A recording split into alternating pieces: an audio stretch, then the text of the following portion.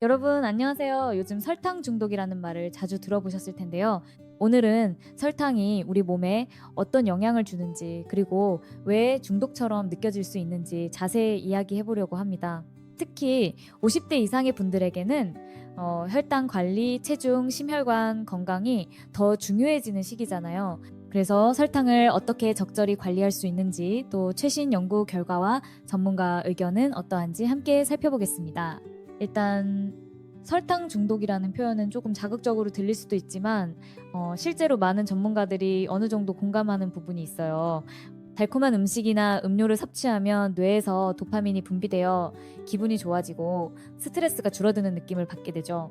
문제는 이런 기분 좋은 자극이 계속 반복되면서 더 달콤한 것을 찾게 되고 한 번에 섭취하는 양도 점점 많아질 수 있다는 겁니다. 이것을 마치 중독 현상처럼 설명하는 연구들도 있는데요. 미국 하버드대 등의 연구에 따르면 과도한 설탕 섭취가 뇌의 보상 체계를 과활성화시켜 음식 섭취 조절을 어렵게 만들 수 있다고 해요. 한두 번 달콤한 음식을 먹는 건 괜찮지만 습관적으로 매일 달고 단 음료나 간식을 드시게 되면 이 중독적인 패턴에 빠질 가능성이 높아집니다. 설탕을 과도하게 섭취하면 여러 가지 위험이 따른다는 건 너무나 잘 알려져 있죠. 하지만 뻔한 상식을 넘어 최근 강조되는 부분은 당뇨병이나 심혈관 질환뿐 아니라 치매 위험 증가와 같은 뇌 건강에도 영향을 줄 수 있다는 거예요. 예를 들어 국제학술지에 발표된 몇몇 연구에서는 고혈당 상태가 지속되는 경우 뇌세포에 손상이 일어나인지 기능이 저하될 가능성이 높아진다고 지적합니다. 그뿐만 아니라 50대 이후로는 신체 대사가 이전만큼 활발하지 않아서 같은 양의 설탕을 먹어도 젊었을 때보다 혈당이 더 쉽게 올라가고 잉여 에너지가 지방으로 축적되기 쉬워지죠. 혈중 중성지방 수치가 높아지고 콜레스테롤 균형도 깨질 가능성이 커집니다. 세계보건기구 WHO는 하루 권장 칼로리의 10% 이하로 자유당을 제한할 것을 권고하고 있어요. 자유당이라는 건 가공식품에 첨가된 설탕뿐 아니라 시럽, 꿀, 과일 주스 등에 들어있는 단순당까지 포함합니다.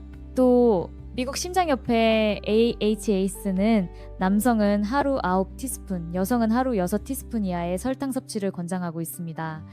그런데 실제 생활에서 6티스푼, 9티스푼이 어느 정도인지 감이 잘 안 오시죠? 시중에서 파는 탄산음료 한 캔에만 보통 7에서 8티스푼 정도의 설탕이 들어있는 경우가 많습니다.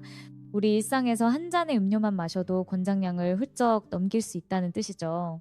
그렇다면 왜 이렇게 설탕을 줄여야 하느냐? 주된 이유 중 하나는 몸에서 혈당이 급격히 오르고 내릴 때 생기는 부작용 때문입니다. 설탕이나 정제된 탄수화물을 섭취하면 혈당이 빠르게 치솟았다가 곧 다시 뚝 떨어져요. 혈당이 갑작스레 떨어지면 우리 몸은 또다시 당을 원하게 되고 그때 달콤한 것을 찾으면서 악순환이 시작됩니다.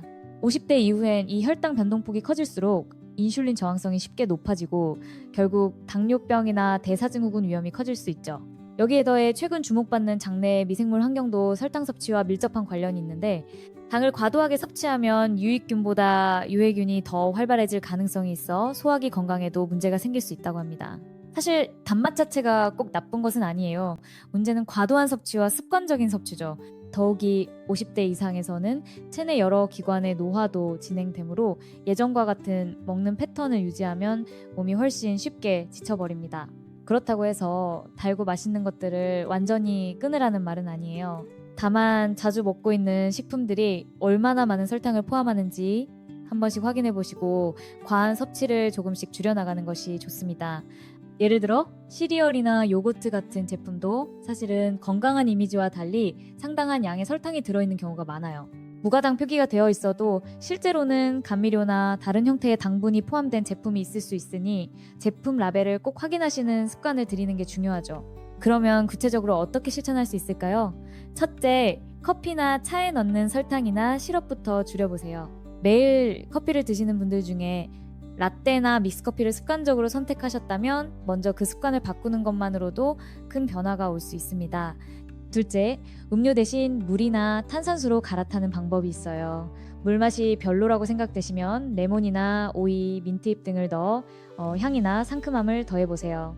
마치 과일 주스 같은 기분을 내면서도 설탕 섭취는 훨씬 적게 할 수 있죠. 셋째, 집에서 요리를 하실 때 설탕이나 올리고당, 조미료를 습관적으로 넣기보다 식재료 고유의 맛을 살릴 수 있는 조리법을 고민해 보세요. 저염저당 조리법을 찾아보시거나 매운맛이나 향신료를 활용해 맛에 변화를 주는 것도 좋은 대안입니다. 그리고 생활습관 측면에서도 도움이 되는 방법들이 있어요. 달콤한 음식을 찾게 되는 가장 흔한 이유 중 하나는 스트레스나 수면 부족이라고 합니다. 스트레스가 쌓이면 우리 몸은 단 것을 찾는 경향이 강해지거든요. 그런데 적절한 운동이나 산책, 명상 등을 통해서 스트레스를 다른 방식으로 해소해보면 단 것을 찾는 빈도가 자연스럽게 줄 수 있어요. 밤에 일찍 자고 규칙적인 수면 시간을 확보하는 건 역시 혈당 조절에 도움이 됩니다. 잠이 부족하면 식욕과 관련된 호르몬 조절이 잘 안 되어서 달콤한 음식에 손이 더 가게 되거든요. 여기서 한 가지 더 강조하고 싶은 점은 꼭 단 것을 완전히 끊어야 한다는 강박을 가지실 필요가 없다는 겁니다. 오히려 갑자기 완전히 끊으면 더 큰 갈망이 생겨서 폭식이나 요요 현상을 겪을 수 있어요. 아주 천천히 대신 꾸준히 양을 줄여보는 거예요. 처음엔 3스푼 넣던 설탕을 2스푼으로 그 다음에 1스푼으로 줄여보는 식으로요. 물론 이런 과정에서 입맛이 서서히 바뀌게 되고 예전에는 별로 달지 않다고 생각했던 음식도 점점 달게 느껴지면서 적응 단계에 들어갈 수 있습니다. 이 시점에서 이미 내가 달콤함에 대한 감각이 바뀌고 있다는 걸 느끼면 점점 더 건강한 식단을 선택하는 데 자신감이 붙으실 거예요. 최신 연구들도 특히 50대 이상의 중장년층에게는 설탕을 포함한 단순당 섭취를 줄이는 게 대사 건강과 인지 기능 유지에 매우 중요하다고 강조하고 있어요. 혈당이 오르내리는 폭을 줄이면 당뇨병 위험은 물론 심혈관질환 위험도 함께 줄어들고 머리도 훨씬 맑아진다는 거죠. 또 장기간에 걸쳐서 조금씩 노력하면 몸이 더 안정된 상태로 돌아가는 걸 느끼실 수 있을 겁니다. 나는 이미 너무 많이 먹었는데 이제 와서 줄여서 뭐하나 하고 포기하기엔 아직 늦지 않았어요. 오히려 연구 결과에 따르면 설탕 섭취를 줄이는 것은 언제 시작해도 건강상 이점이 분명히 있다고 하니까요. 결론적으로 설탕과의 적당한 거리 두기가 필요하다고 할 수 있습니다. 달콤한 음식이 주는 즐거움도 삶의 활력소가 될 수 있지만 문제는 과잉 섭취와 그로 인한 부담이죠. 우리가 초콜릿 한 조각이나 과일 한 조각을 먹으면서 느끼는 행복감은 분명 소중하지만 어떤 제품이든 얼마나 자주, 얼마나 많이 먹느냐가 핵심 포인트입니다. 특히 50대 이상이라면 여러 질환의 발병 위험이 올라가는 시기이기 때문에 습관적으로 섭취하는 설탕의 양을 조금이라도 조절하는 게 건강과 직결됩니다. 그러니 오늘부터는 작은 것부터 실천해 보시면 어떨까요? 커피에 넣는 설탕을 줄이고 달콤한 음료를 물이나 건강차로 대체하고 과일이나 견과류 같이 당분이 자연스럽게 포함된 식품으로 간식을 대체해 보는 겁니다. 처음엔 조금 밋밋하고 서운할 수도 있지만 시간이 지나면 입맛과 몸 상태가 달라지는 걸 분명 느끼실 거예요. 더불어 규칙적인 식사 시간을 지키고 과도한 스트레스를 줄이는 것도 설탕 섭취 욕구를 낮추는 데 큰 도움이 됩니다. 오늘 이야기를 요약하자면 과도한 설탕 섭취는 단순히 혈당 문제만이 아니라 인지 건강, 심장 건강, 대사 기능 전반에 영향을 줄 수 있다는 점, 그리고 이 영향을 최소화하기 위해서는 내 식습관과 생활 습관을 조금씩 점검해 볼 필요가 있다는 겁니다.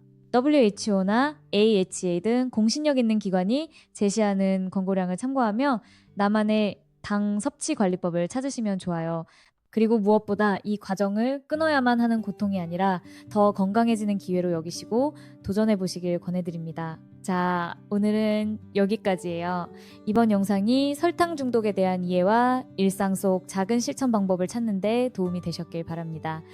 앞으로도 건강한 식습관을 위해 달콤한 유혹을 잠시 내려놓고 조금씩 덜 달게 생활하시는 습관을 기르는데 꼭 성공하시길 바라겠습니다. 언제나 건강이 우선이니까요. 들어주셔서 감사합니다. 다음 영상에서 또 뵐게요.